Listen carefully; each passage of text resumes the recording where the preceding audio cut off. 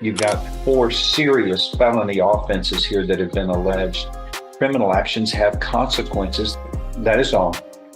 You were in custody, sir. 25 CR 307 is called the State of Texas versus Mitchell Joseph Sylvester. Is that you? Yes, sir. Oh, you were here. This is an initial appearance, and Ms. Minaldi has been appointed to represent you. My God. You were charged here with the first-degree felony of aggravated robbery, which carries with it up to life imprisonment if convicted. But it doesn't end there. I'm looking at 4 prior felony convictions beginning in 1980, aggravated robbery. And you were convicted in the court next door, and that's 45 years ago. And then 8 years after that was final, you apparently committed illegal possession of a controlled substance, a second-degree felony, and were convicted of that in 1988 in this court. Thereafter, that became final.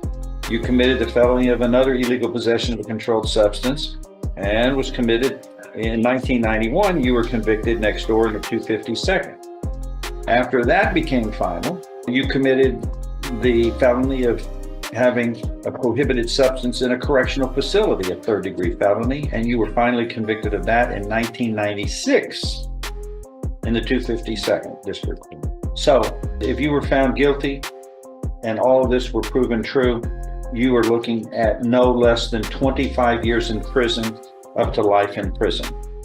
And since a deadly weapon was used, of course, you would not be parolable for whatever sentence up to life until you served at least 50% or half. Do you understand how serious this is? Do you understand how serious this is, sir? You went through the system 4 separate times in felonies, and you were back with a violent crime? That's a rhetorical question. I don't expect an answer. All right. What do you want to do today, Ms. Minaldi, as his lawyer? And does he have an indigent form? I guess he's indigent. I don't know.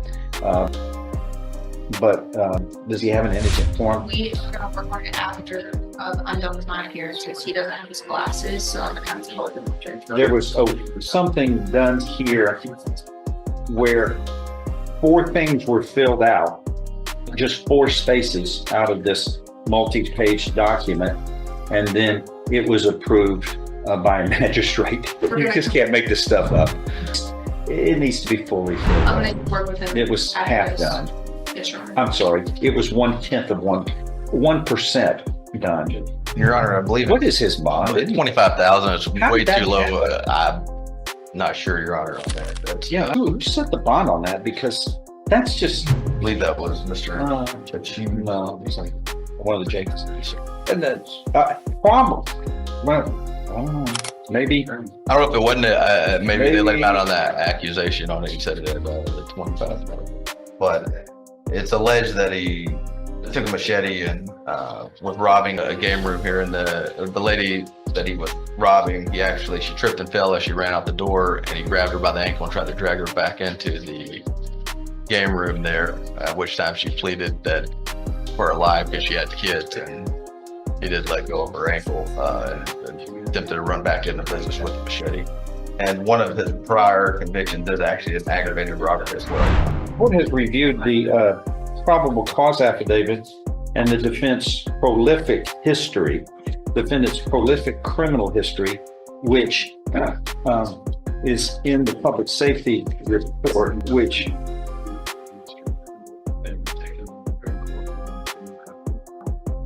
12 convictions, and we know that at least 4 of those are serious felony offenses, including violent crime of aggravated robbery, which is what the defendant is now charged with once again.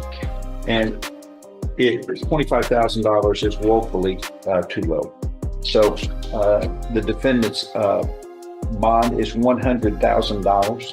You must have a GPS device if you post your bond so that we know where you are at all times. When a robbery occurs in this town, we want to make sure it's not you.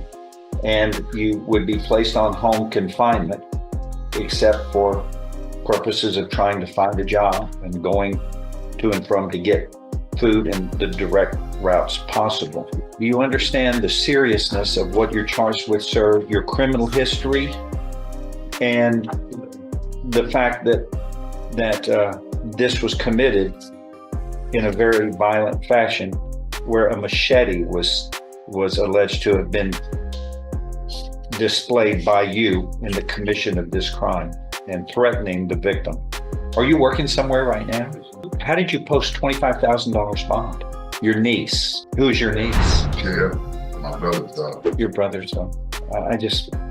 You have been through this system so many times with crimes. You've got 4 serious felony offenses here that have been alleged, that actions, criminal actions, have consequences that can hurt victims, but hurt you as well. You lose your freedom. You don't want to lose them. But we have to live in peace. I need help. Contact. No, talk to this is the lady who's been appointed to represent you. Talk to her first before you say something, because everything you say is, some people want to say something, and when they say something, it can hurt them at trial. They go, well, I did it, but I was really kidding around, or something like that. It works against them. So you don't want to speak until you talk to her first. If it's something you need to talk to me, that's fine. But the court agrees with the state that the bond is woefully low, too low under the circumstances and your incredibly rich criminal history of violence. Okay. I want to like an announcement in 4 weeks. Yes, Judge, if we could keep him on the same docket for similar week as Crystal Row that we reset 5 weeks. Okay, 5 weeks. Good. Thank you. Yes, ma'am. Thank you. We'll do that. That is all. You were in custody, sir.